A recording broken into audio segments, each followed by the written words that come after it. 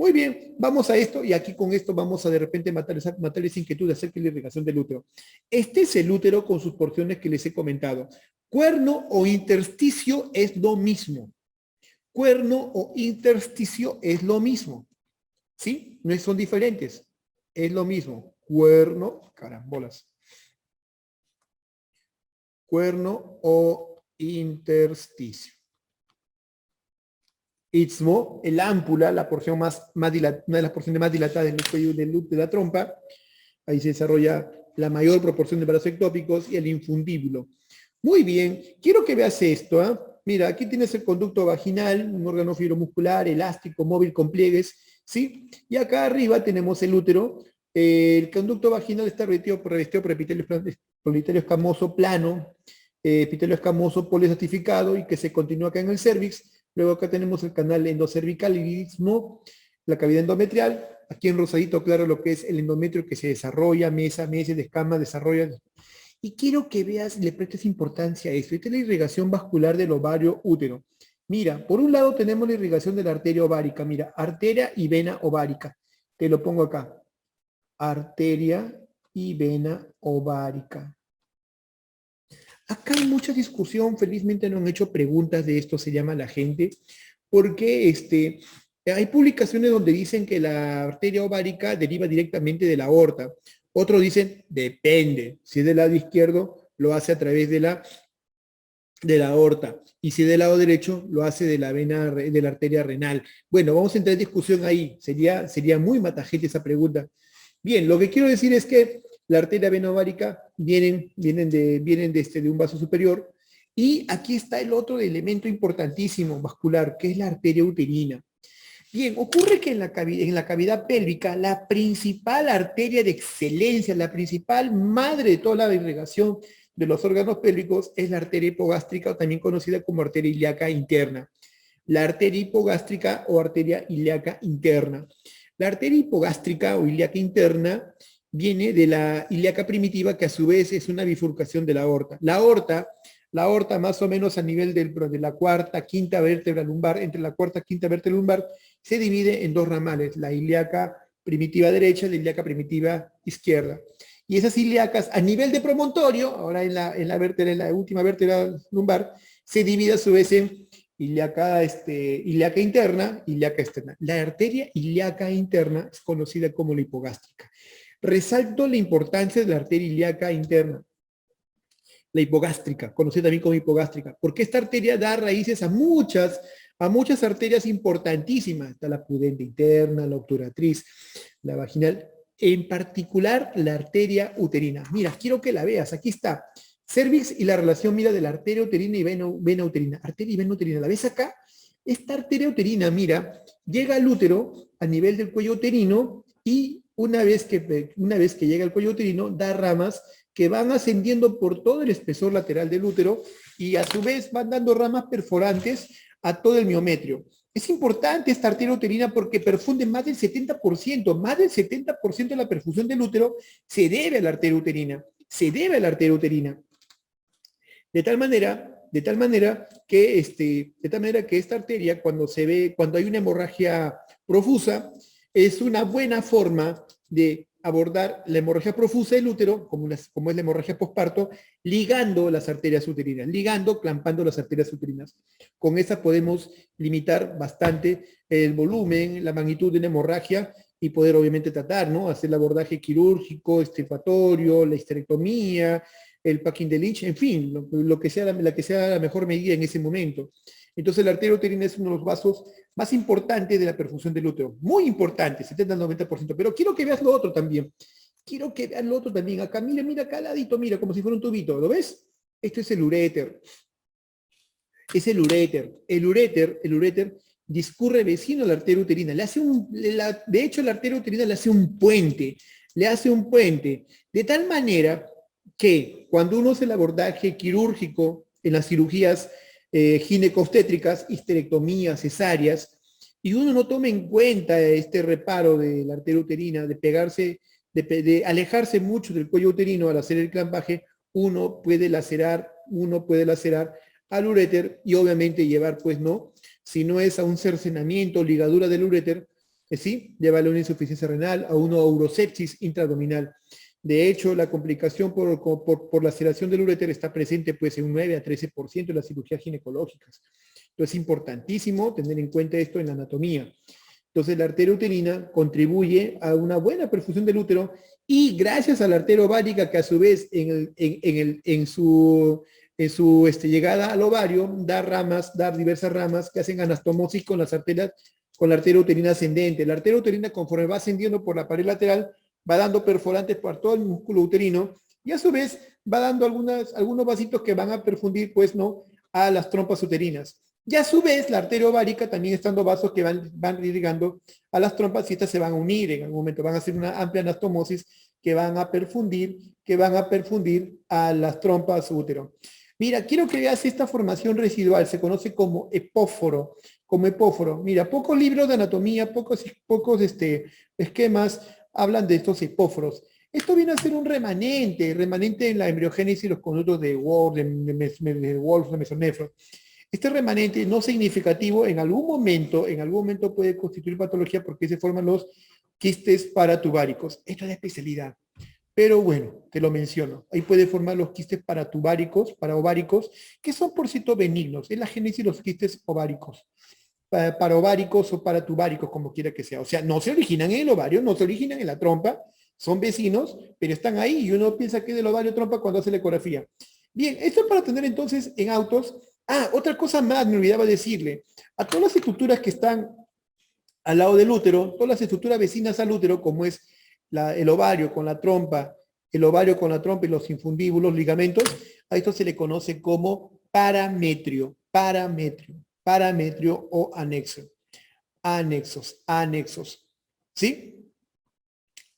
Manifestación clínica de un quiste paratubárico, bueno, la presencia de un quiste que puede producir diversos síntomas que van desde la sensación de presión pélvica, que se exacerba con la caminata, con la deambulación, y que se delata en el examen clínico por una tumoración palpable en el anexo o de repente a través de la ecografía.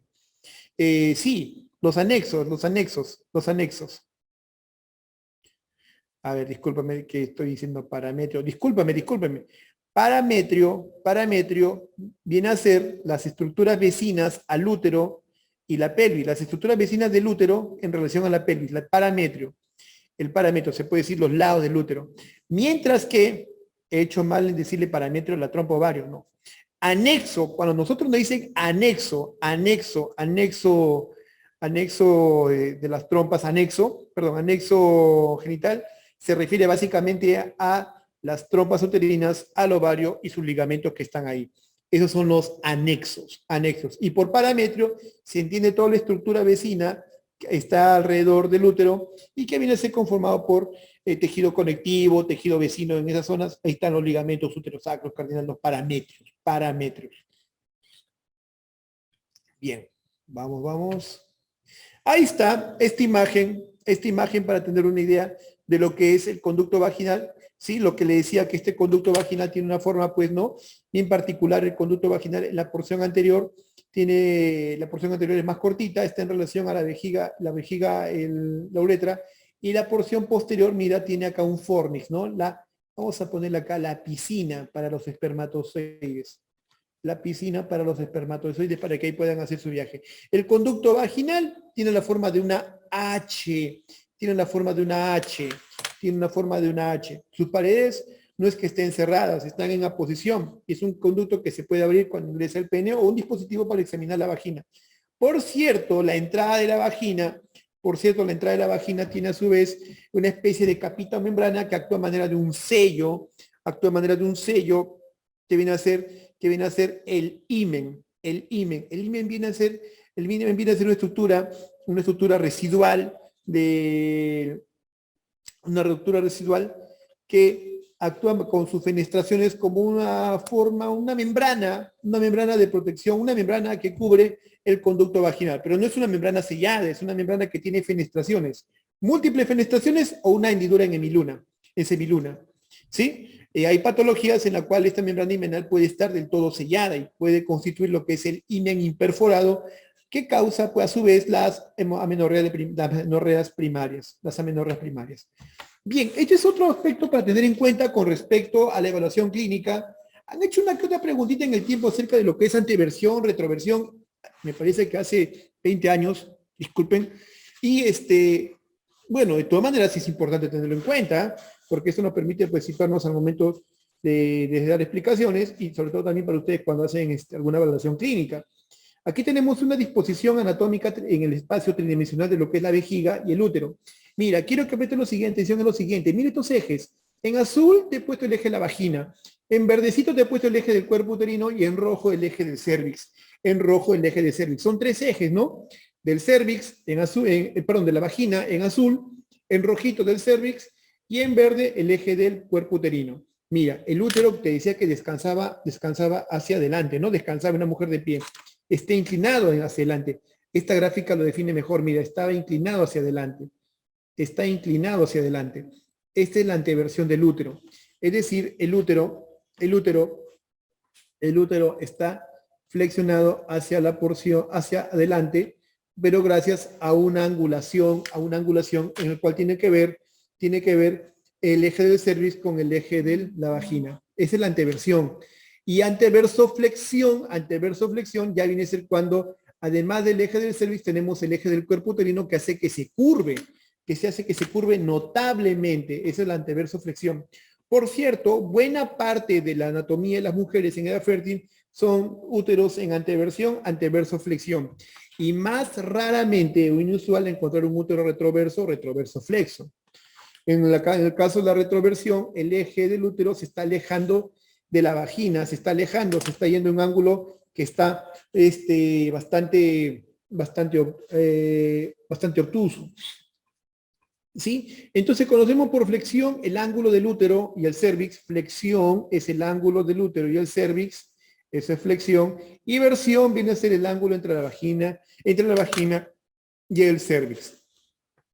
Claro, está mejor eso, ¿no? Ante retroversión o retroverso flexo es el útero le está dando la espalda a la vejiga, ¿no? Dicen, no te juntes con esa chusma, Kiko, ¿no? Algo así más o menos para que me entiendas la idea. Está dando la espalda, está en ángulo contrario. Muy bien. No me entendiste. ¿Cuál es más frecuente? Más frecuente es en anteversión y anteverso flexión. Las dos primeritas. Vamos a poner acá. Esto es el más frecuente, estas dos. Y esto es menos frecuente. Tanto así, un poquito de historia. Decían que los úteros en retroversión, retroflexión podrían ser causa de infertilidad, puesto que haría que las trompas estén traccionadas a una disposición diferente, dificultando el viaje del espermatozoide, podían llevarle dolor pélvico. Incluso se aconsejaba cirugías pélvicas para liberar la retroversión. La retroversión. Sí, es verdad, influía, dicen, la dificultad. Se decía eso, hasta como causa de dolor pélvico crónico, pero todo quedó en entredicho y la evidencia no mostró que sea así. Muchas mujeres, de repente las que están aquí presentes en la clase, pueden tener un útero en retroversión y no saberlo, y no necesariamente patológico. Vamos avanzando. Vulva. La vulva tiene las siguientes partes: el vestíbulo, la entradita. El vestíbulo viene a ser el introito, la entrada. ¿Sí? Ahí ya cambia un poco la naturaleza del tejido, se vuelve un epitelio mucoso, un epitelio escamoso, sin queratina. La glándula de Bertolino, glándulas fisiológicas que contribuyen con su secreción a lubricar la vagina. Los labios que vienen a ser las formaciones prominentes, mayores y menores. ¿Sí? No te preocupes, esa preguntita que has dejado acerca de la anteversión lo vamos a ver en un rato. Labios mayores, labios menores, ¿sí? Los labios mayores y menores. En el vestíbulo tenemos una pared anterior donde está el meato urinario, donde sale la orina. En la parte posterior tenemos el orificio vaginal, y en el orificio vaginal, al límite, casi al límite, el labio menor, las glándulas de Bartolino. La glándula de Bartolino. Ahí está, para que lo entienda mejor. En la vulva, entonces, tenemos en la porción superior lo que es el monte de Venus, bien desarrollado con vello púbico, distribución triangular en la mujer en edad fértil. Esto va cambiando conforme se va llegando a la posmenopausia, se adelgaza, se hace más delgado. Aquí tenemos los órganos de entrada de la vulva, el clítoris y su meato, análogos 100% al pene. La analogía no solo es sensorial, sino también histológica. Entonces, el glande del clítoris, frenillo, prepucio del clítoris, guarda la misma analogía embriológica, histológica que en el varón. Luego tenemos el meato uretral y acá miren las glandulitas de Skene, acá chiquitita, chiquitita la glándula de Skene. Aquí tenemos el introito vestíbulo, el himen, este es un himen obviamente que ya después está deflorado, se ve parte del conducto vaginal, la horquilla vaginal, y mira, quiero que le prestes importancia a esta partecita que la vamos a enfocar en un rato, ¿ves? Aquí te lo pongo en líneas. Esto es el cuerpo perineal. El cuerpo perineal es una estructura conformada por músculos, el cuerpo perineal por músculos y tejido fibroso que van a contribuir, pues no, en cierta forma al soporte de la pared posterior en su porción final, de la pared posterior. ¿Y por qué les digo eso? Porque también es susceptible de prolapso, es susceptible de prolapso. Adelantándome un poquito a lo que viene a ser, ¿no? A lo que es prolapso. Vamos avanzando, jóvenes. Bien, un respiro. ¿Tiene alguna repercusión cuando está gestando esto de la anteroversión, retroversión? Se decía que tenía algo de repercusión. Eso ha quedado ya en el lindero. No es tan cierto que. Vamos avanzando. Labios menores. Son de posición interna, son repliegues cutáneos, epitelio escamoso, engloban por delante al clítoris. El clítoris es el órgano eréctil, producción de placer, analogía con los genitales del varón. Los labios mayores de posición externa, recubierta de piel y vello y protegen los orificios del vestíbulo. Esto tendría analogía con quién? Con los testículos en su estructura histológica, y esto tendría analogía con respecto al pene. Solo por mencionar en la comparativa. Una preguntita que hicieron, eso me parece hace unos años atrás, ya buen tiempo atrás, ya no la han vuelto a hacer. Y esta es la analogía en la formación de los genitales, tanto externos, internos, externos, que comparten cierta semejanza tanto en el hombre y la mujer cuando están in útero. Esta es la analogía que hay. Está bien, al escroto, a la bolsa escrotal, sí. Porque si yo digo testículo, estamos hablando de las gónadas. Sí, pues los labios mayores al escroto. Está bien tu aclaración, es al escroto. Bien, vamos a esta gráfica. Un cevichito virtual, ¿eh? Un refresquito, una limonada frozen virtual. Vamos avanzando. Comprendiendo la anatomía, a la anatomía de estructural y funcional, quiero que le prestes atención. Esta es una imagen, esta es una gráfica de Nitter muy bonita en la cual te pone, unos minutos. Esta es una gráfica en la cual te planteo los órganos genitales, las estructuras que tienen que ver con el soporte y prolapso de los órganos genitales. Es importante que lo conozcas. Aquí lo que quiero mostrarte es la relación que tiene el piso pélvico. Bien, cuando hablo de piso pélvico me refiero a ciertas estructuras musculares que hacen una especie de hamaca o soporte a todos los órganos pélvicos por arriba. Es importantísimo comprender esto del piso pélvico. ¿Por qué? Porque estas estructuras de alguna manera van a hacer contención, van a servirle de soporte para todo el peso que ejerce los intestinos, los pulmones, los riñones, todos están ejerciendo una presión hacia abajo. ¿Y quién lo contiene esto? El piso pélvico. Y este piso pélvico está conformado por una estructura muy importantísima. El piso pélvico, diafragma pélvico, está conformado en esencia por el músculo elevador del ano y el músculo coxígeo. Ahorita te lo voy a mostrar, pero solo quiero que me ubiques acá. Mira, acá te he puesto en amarillito lo que es el cuerpo perineal. Acá en amarillito te he puesto el cuerpo perineal. Acá en amarillito te he puesto el cuerpo perineal. Me cansé de repetirlo 3 veces, pero tiene que quedarse. Esto es el músculo bulbo cavernoso, mira, confluye el músculo bulbo cavernoso, el músculo transverso perineal superficial y el rafe que hay entre la vulva, perdón, el rafe que hay entre la horquilla y el ano, rafe entre la horquilla y el ano. Este cuerpo perineal te dice que se puede desgarrar, lacerar y se puede producir una comunicación y hasta prolapso posterior. Ahora, quiero que veas por detrás estas estructuras musculares, son los que forman el piso pélvico. De repente hay un poquito confuso, ¿no? ¿Por qué? Te lo voy a resaltar. Porque el diafragma pélvico, y de esto se han hecho preguntas diafragma actuales, diafragma pélvico o piso pélvico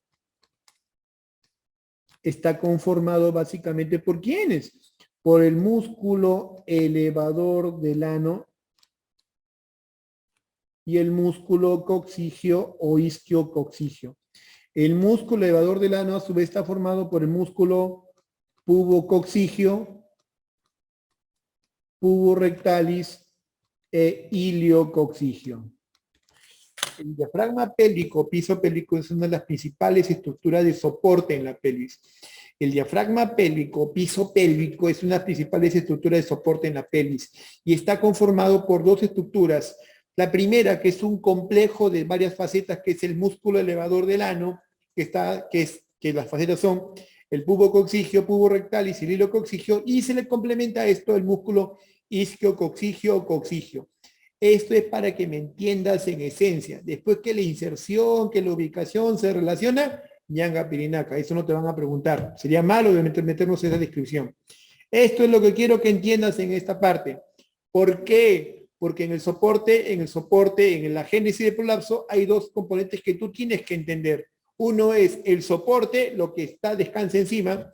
Hazte cuenta, pues, ¿no? Hazte cuenta en el pupitre, en la mesa que estás sentado, estás descansando encima de un soporte, la silla, la banca, ¿sí? Tu computador está encima de una mesa, está descansando encima de una mesa, está de soporte, piso. Así actúa el piso pélvico. Y por otro lado están las estructuras de suspensión. Por suspensión vienen a ser los elementos que actúan como manera de ligamentos, de cordeles que hacen que lo jalen de la oreja y se mantenga ahí. Lo jalen de la oreja y se mantenga ahí. Bueno, esa estructura de suspensión son los ligamentos. Bueno, es la fascia endopélvica, un tejido conectivo altamente especializado. La fascia endopélvica, un tejido altamente, la fascia endopélvica, un tejido conectivo altamente especializado, conectivo altamente especializado,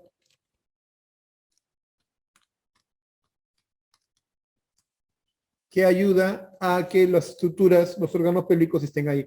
Y mira, así como tenías el piso pélvico que se veía como una hamaca, también tienes acá otra hamaca de ligamentos. Aquí tenemos la fascia endopélvica y mira cómo está especializada. Acá tienes el ligamento cardinal y el útero sacro. La principal estructura de suspensión al útero y la porción superior de la vagina, sobre todo el útero, es el ligamento cardinal y le complementa muy bien el útero sacro. Ligamento cardinal o ligamento de McEnroe. Es la principal estructura de suspensión. Lamentablemente, en los bancos de hace 5 años aún confunden esos términos soporte y ligamento, soporte y suspensión. Si lo ven por ahí y te ponen ligamento cardinal, piensa por igual. Ligamento cardinal es, para efectos de pregunta, las preguntas que han hecho, ligamento cardinal vendría a ser lo que es soporte y suspensión. Pero valgan verdades, dándole en su nombre correcto, los ligamentos son suspensión. Los músculos son soporte. Y a lo que voy es, mira, también ese tejido conectivo especializado forma otra hamaca muy fibrosa, conformado por este ligamento que es el ligamento, el arco tendino en la fascia pélvica, que a través de sus ramitas permite que la vagina y los órganos que están por encima descansen en ella y los tracciona, los jala hacia la pared de la pelvis. Importantísimo eso. Entonces tenemos la fascia endopélvica como suspensión y tenemos al soporte pélvico, soporte a través del piso pélvico. Jóvenes, hacemos un alto, unos 10 minutos, 4:24, empezamos a las 4:34. ¿Sí? 1 minutos. Muy amable. Pueden ir haciendo sus preguntas para que en los 5 primeros minutos después del break respondamos brevemente a su pregunta. ¿Sí? Hacemos un alto entonces.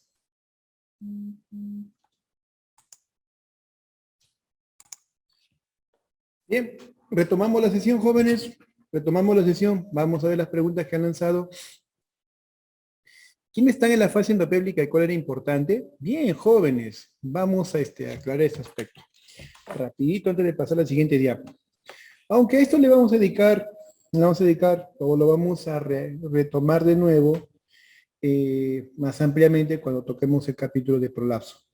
Bien, entonces, en lo que respecta a lo que es la suspensión o por qué los órganos pélvicos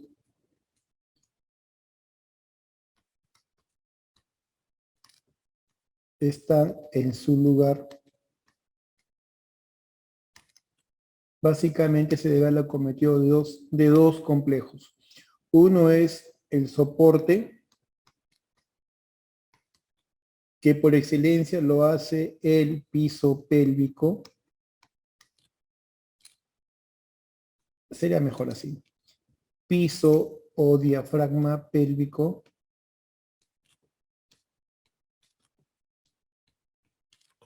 Y el otro es la suspensión. que es básicamente la fascia endopélvica. Está formado básicamente por ligamentos.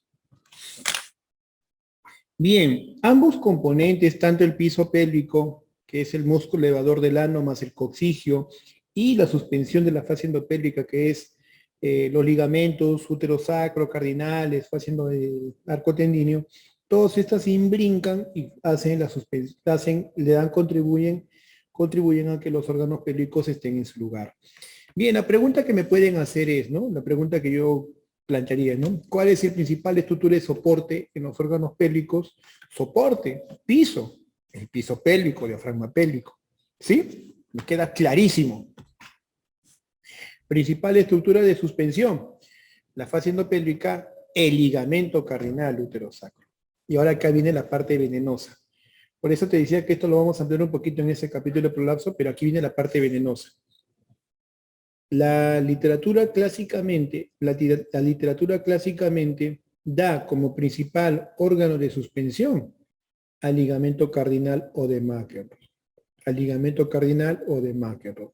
Sin embargo, información más reciente dice que no es solo exclusividad del McEnroe, sino que también en unión con el útero sacro constituyen un ligamento único, fuerte, que se inserta en la pelvis y que son los que contribuyen a la suspensión de los órganos pélvicos, en particular al útero. ¿Sí? Bien, les digo eso, una cosa es la información actual y otra es la que se ha estado viniendo preguntando. Les pinto las dos cosas por una sencilla razón. El que les habla fue invitado para formar parte del comité de formulación de preguntas para el recintado médico. Yo tuve que renunciar por un conflicto de interés. Al estar con ustedes, yo no podría participar sin conflicto de interés marcadísimo. Podría poner en riesgo incluso la integridad del examen, y eso no debe ser así. Pienso que eso es un aspecto ético que no puedo quebrarlo, al menos yo lo pienso así. Entonces, y les digo eso, ¿por qué razón? Porque el comité que fue seleccionado para este año, muchos de los que lo conformaran eran médicos, bueno, yo no me considero tampoco joven, ¿no? Pero bueno, buena parte de mi generación, entre los 40, 50 años de edad, los que estamos en actividad, dado que los doctores que tienen más edad estaban pues, ¿no? En el remoto, en su casa. Y estos exámenes de residentado que se hacen, agrupan a un comité convocados por propuesta de la universidad, y son invitados y están acuartelados 3 días antes del examen. Y ahí a través de discusión, de formulación de preguntas, de formulación con los textos principales, ¿no? Y se formula Sí, como el juego del calamar, no te pases. Claro, entonces, con tu busito verde, ¿no? Entonces, lo que ocurre es que ahí se formulan las preguntas. Más o menos esa era la mecánica. Y eran médicos de generación de entre los 40 y 50 años de edad. Entonces, eso dice mucho de las preguntas que han venido actualmente, ¿no? Son preguntas más vigentes, como que se ha tenido que replantear las preguntas. Ha habido un cambio generacional en el equipo que formula las preguntas. Con eso les digo todo. En buena parte de las especialidades. Así que el grupo generacional actual, que que va a tomar las preguntas de seguro en adelante, va a tomar aspectos más actualizados. Y por eso tengo que decirle las dos cosas, ¿no? El principal elemento de suspensión del útero a nivel es el ligamento cardinal conjuntamente con el útero sacro. Si a mí me ponen en la clave cardinal útero sacro, difícil dilema, ¿no? ¿Cuál marcaría? Cardinal a ciegas, pues. ¿Sí? Como me pasan las preguntas, qué chistoso. Y el principal elemento de suspensión, de soporte, es el piso pélvico. Lo que pasa es que en las preguntas de antaño mezclan estos dos términos, soporte y suspensión, haciéndonos pensar de que son ambivalentes. El infundíbulo pélvico es el principal ligamento de suspensión del ovario a la pelvis. El infundíbulo pélvico es el principal ligamento, estructura ligamentosa, fibrosa, que une al ovario a la pelvis. Lo permite ahí jalado, lo tiene ahí jaladito. Bien, he visto otras preguntas que me han hecho del cardinal del juego de calamar.